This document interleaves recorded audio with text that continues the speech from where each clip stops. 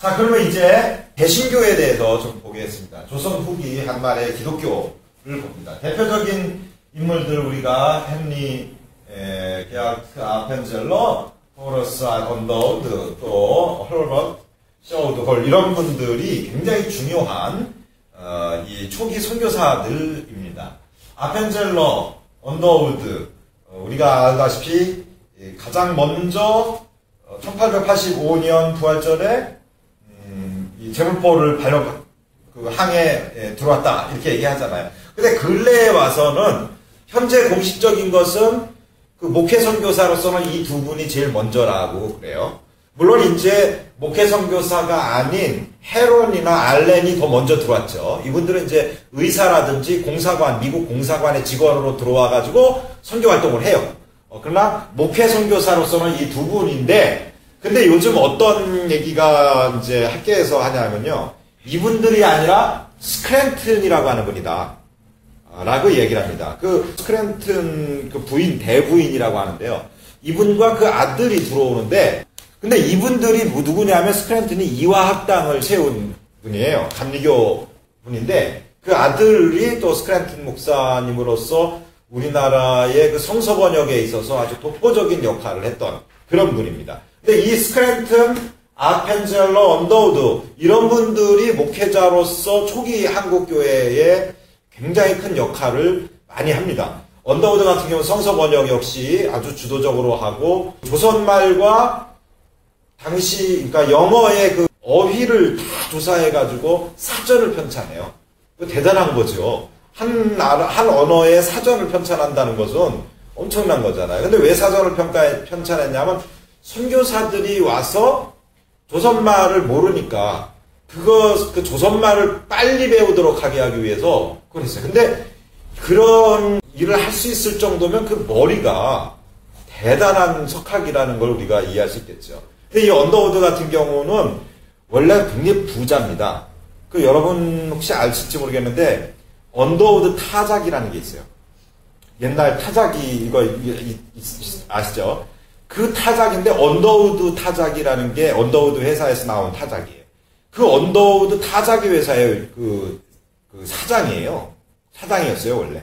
그러다가 이제 회심해서 신학을 해가지고 선교사로 자원해서 조선 땅에 온 거예요.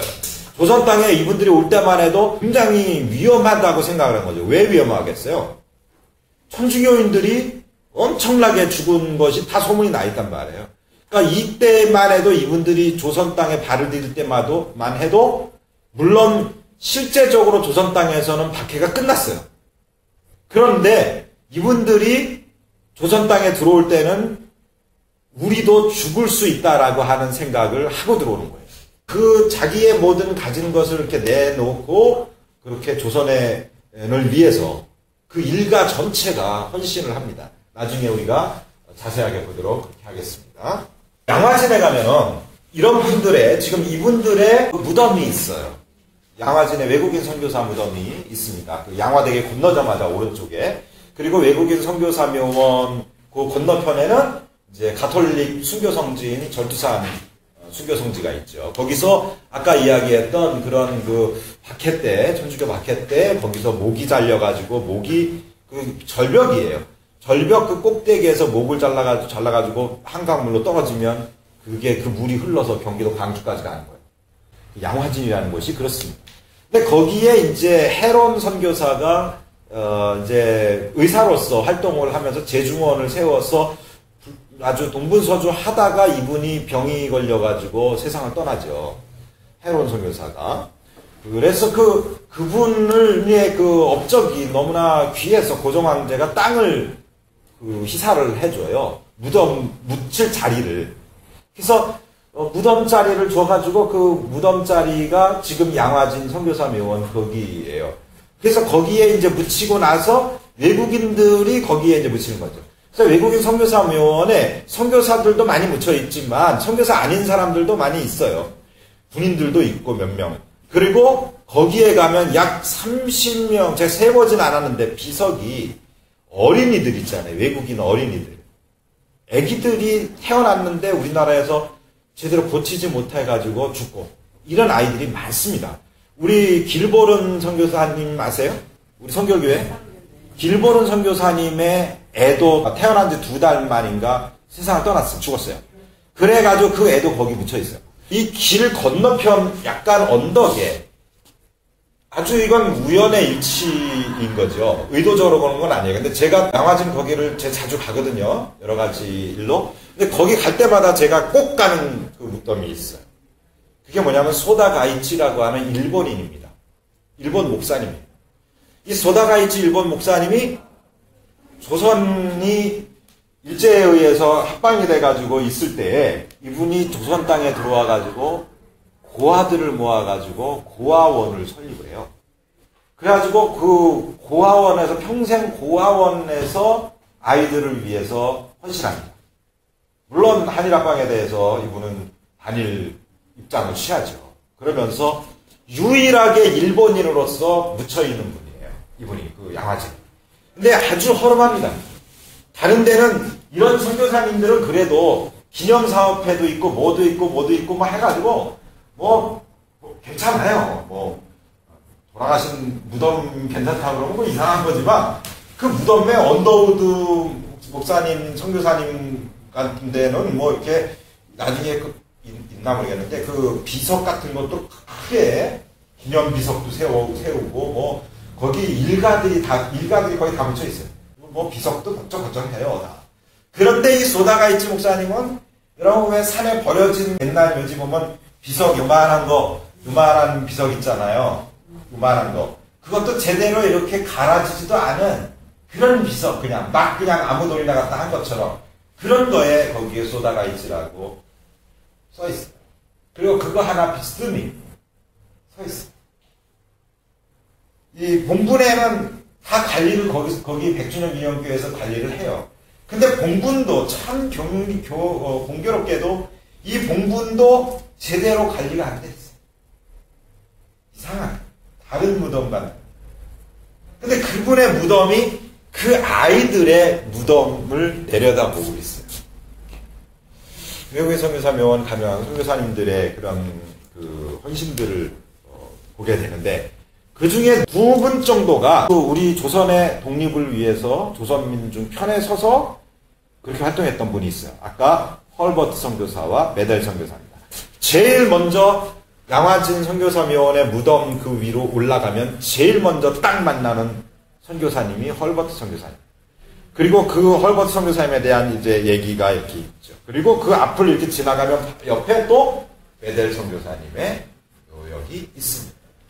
이분들이 다른 선교사들은요, 이 친일적인 모습이 많았어요.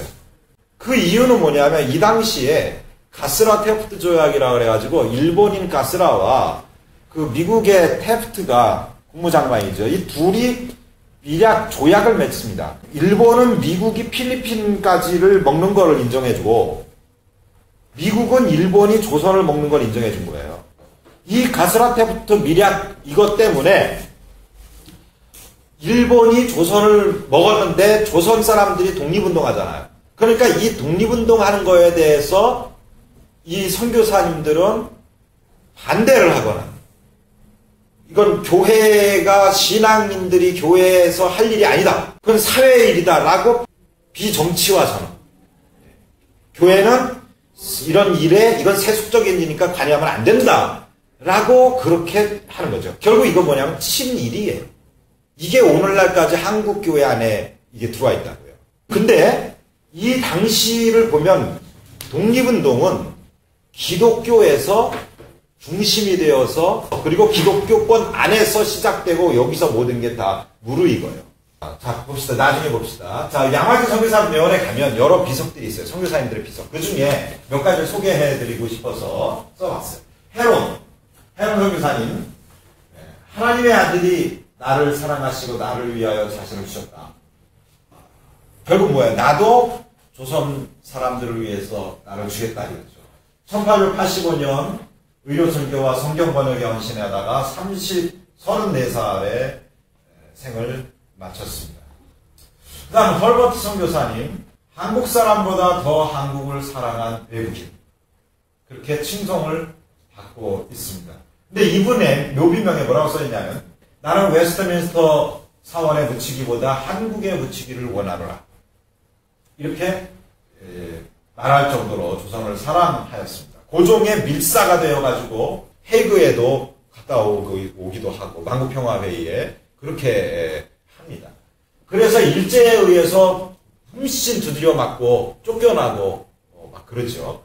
다음에 캔드릭이라고 하는 선교사입니다. 미국 의료 선교사인데 나에게 1000번의 생명이 있다 해도 나는 그 모두를 조선을 위해서 바치겠다. 캔드릭은 1908년에 세상을 떠나는데 26살이에요. 한참 일때인데 조선에 온 지 8개월 만이에요. 이분의 선교 열정은 너무나 컸죠. 소천 전에 자신을 파송한 선교부에 내가 만일 죽으면 텍사스의 에빗 청년회, 에빗 청년회는 뭐냐면 요한 웨슬리가 그 고향이 에빗이에요. 에빗. 그래서 옛날에는 이 에빗 청년회 이름을 에빗 청년회라고 감리교회에서 대부분 다 붙였어요. 이 에빗 청년회원들에게 10씩, 20씩, 50씩 아침 저녁으로 조선에 오라고 전해주세요. 내가 죽으면 내 후로 그렇게 올 수 있도록 얘기를 해달라. 이렇게 얘기할 정도였습니다.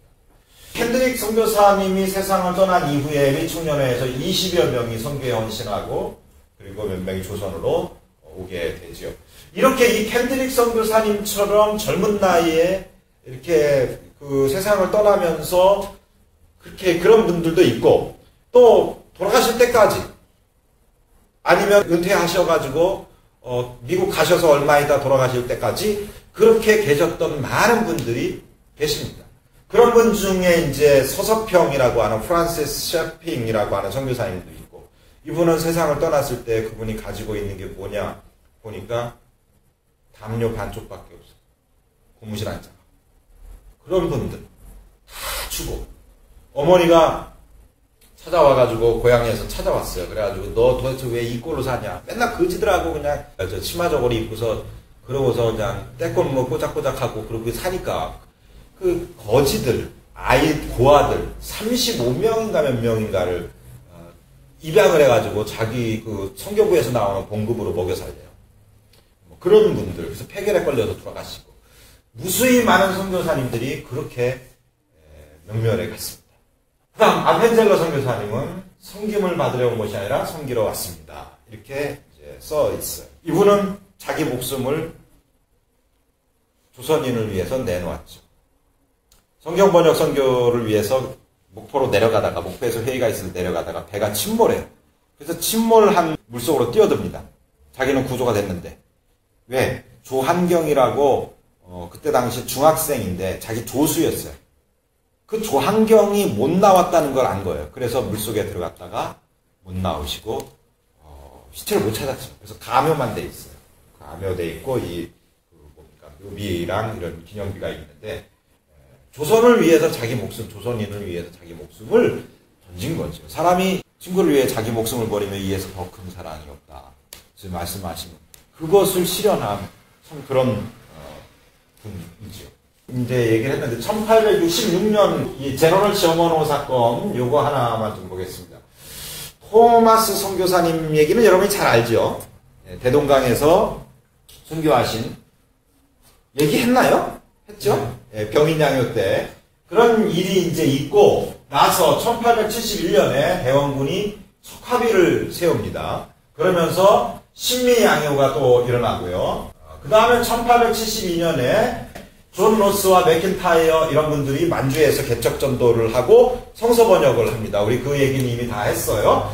그리고 이제 1873년에 대원군이 하야함으로써 교회에 대한 박해가 공식적으로 이제 더 이상 안 일어나게 되죠. 그리고 고종이 친정체제를 확립합니다. 이런 시기, 그러니까 1873년이고 1885년에 말하자면 그 언더우드 아펜젤러 선교사님이 들어오고 그 이전에 헤론이나 알레 이런 분들이 들어온다 그랬죠. 고종이 즉위해가지고 뭘 하냐면 서양 문물을 받아들여요. 그걸 받아들이는 거에 적극적입니다. 그래서 우리나라가요 이 당시에 아시아 지역에서 최고의 문물이 있었어요. 우리나라가 이승만, 박정희 이런 분들이 이런 사람들이 뭐 근대화시켰다 이렇게 얘기하지만 사실은 이때에 고종 황제가 미국이나 이런 나라에 사절단들을 보내서 그 문물들을 대거 갖고 옵니다. 받아들여요. 그래서 이 광화문 그쪽에요. 거기에 그 전차 있죠, 전차. 전차와 가로등이 아시아 최초로 세워져요. 그래서 그 시기에 전차가 다니고 그 시기에 가로등이 켜져요, 전기가. 그런 정도로 굉장한, 당대로 치면 굉장한 문물의 그런 경유지가 우리나라에다 이렇게 말할 수 있습니다. 1874년에 이제 로스 선교사가 첫 번째 고령은 여행에서 상인 백홍준 부의 부친에게 한문 신약성서를 전해줍니다. 그리고 1876년에 한국인 첫 세례가 만주에서 있는데 백홍준, 이웅찬, 이성화, 김진기 이런 분들이 세례를 받아요. 자, 그러면 개신교의 준비 과정을 좀 보겠습니다. 국내에서의 준비를 보면 국내에서는 어떤 일들이 있었는가 하면 이쪽에 배경이겠죠. 위정척사파가 있었고 동도서기파가 있었고 개화파가 있었습니다. 어쨌든 이런 지금 몇 개의 파벌들이 가축을 하고 있는 이런 상황이었죠. 이럴 때 1886년 제너럴 셔먼호 사건 이후에 개항 문제가 국내의 가장 큰 문제로 등극하게 됩니다. 그 다음에 이제 만주에서의 존 로스와 맥킨타이어 이분들이 성경 번역을 통해서 조선 사람들이 예수 신앙을 접하게 되었다. 물론 그 이전에 천주교로 인해서 온 게 있지만 박해로 인해서 굉장히 어려움 위축되어 있는 상황이었고, 개신교가 이제 다시 천주교가 이제 꽃이 시들 때, 강제에 의해서 시들 때 개신교가 이제, 자, 일본에서는 그럼 어땠느냐? 일본에서는 이수정이라고 하는 분이 성경을 번역합니다. 마가복음을 일본말로 되어 있는 것을 조선말로 번역을 하죠. 그래서 이런 성경들이 위에서 아래에서 막 들어오는 거죠. 하나님께서 이 천주교를 통해서 복음의 씨앗을 뿌려놓고, 그리고 이제 이들이 그 박해를 통해서 위축되어 있을 때에 고종을 세우고 정권을 바꿈으로써 그 정권이 기독교에 대한 박해를 중지하게 되고, 그런 상황에서 개신교 선교사들이 대거 들어왔다는 거죠. 그래서 개신교회가 천주교보다도 훨씬 짧은 시간에 엄청나게 성장할 수 있는 이유가 바로 여기에 있습니다. 왜냐하면 이분들이, 이 선교사들이 들어와서 한 일들은 성경을 가르치는 것뿐만 아니라 학교를 세우고 병원을 세우고 각종 근현대 문물을 소개하기 때문에 고종황제 입장에서는 이분들이 환영할 만한 그런 분들이란 말이죠.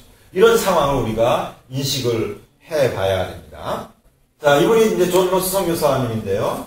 최초의 성경, 번역 성경이죠. 누가복음, 그 다음에 요한복음을 만주에서 출간하게 되고, 그 다음에 1882년에 서상윤이 영국 성서공회 최초의 권서로 한국에 파송되었다. 우리 이미 얘기했던 내용입니다.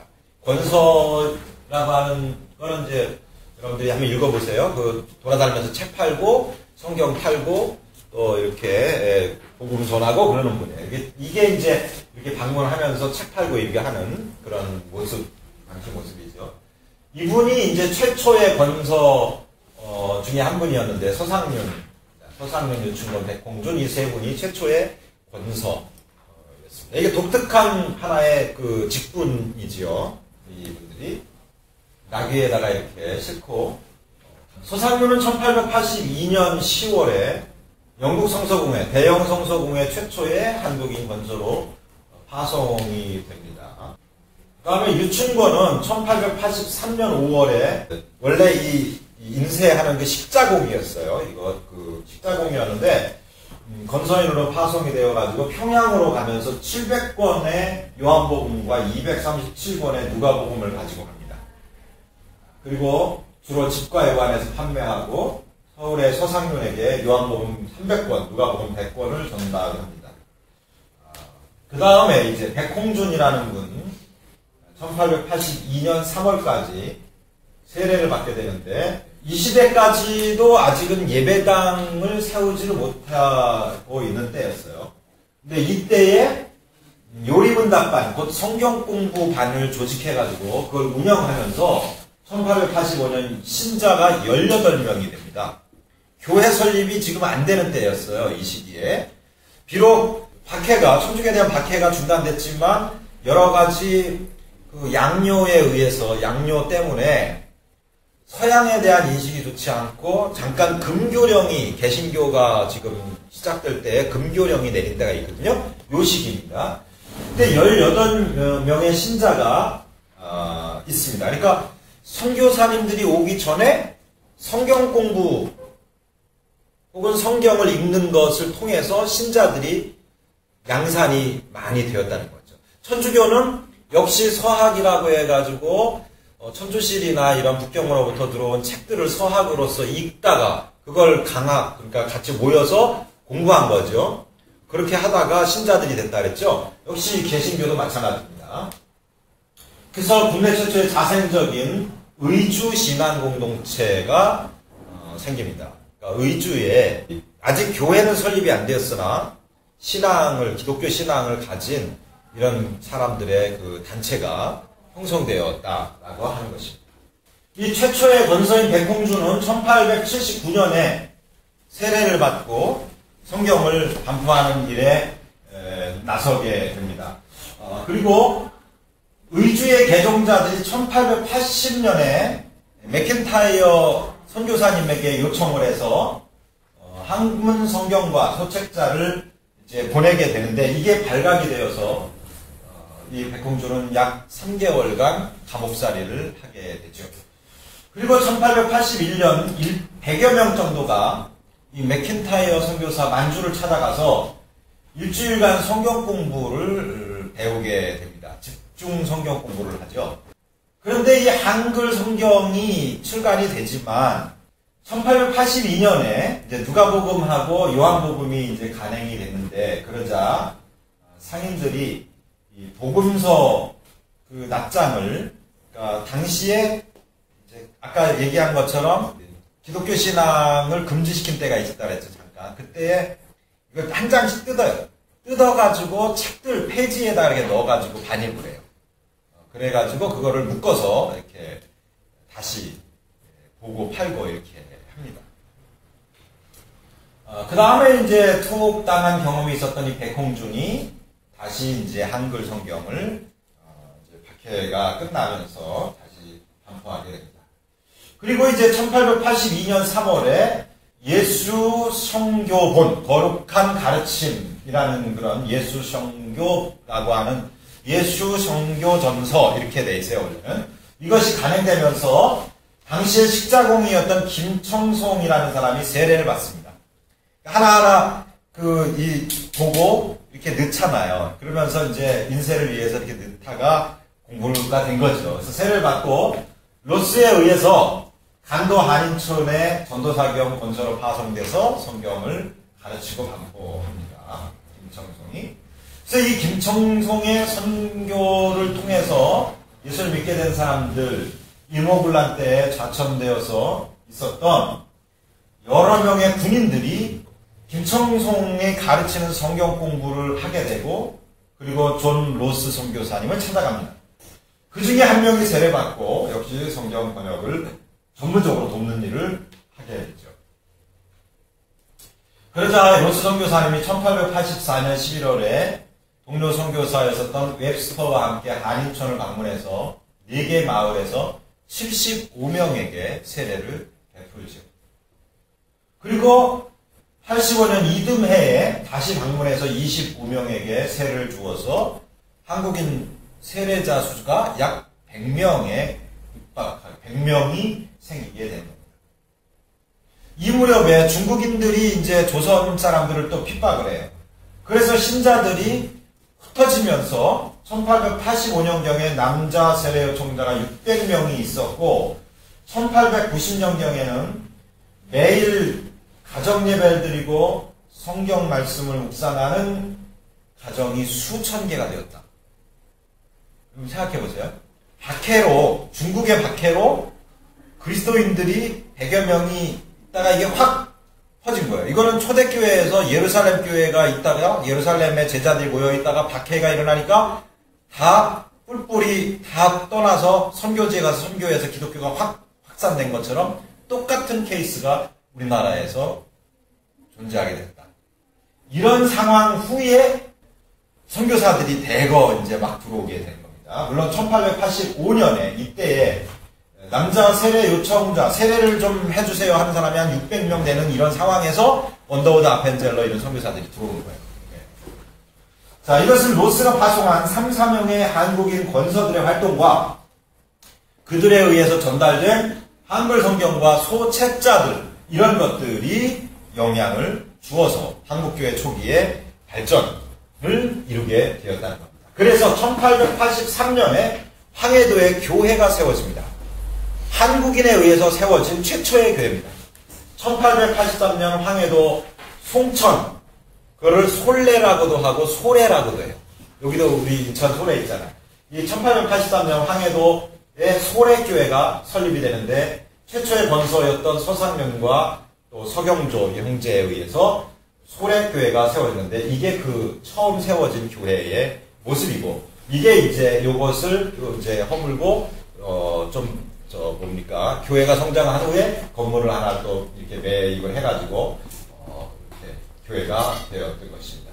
로스의 그 권서로서 예수 선교 전서를 국내에 반입했던 그 전도했던 서상면과 동생인데요. 그들의 고향에 와가지고 전도해가지고 결국 솔레교회라고 하는 한국교회 최초의 교회가 세워지게 되었다. 결국 한국교회는 성경에서 시작되었다. 이것을 다시 한번 우리가 강조하면서 40분에 끝나는 거라고 그랬나요? 예, 여기까지 하겠습니다. 기도하겠습니다. 하나님 아버지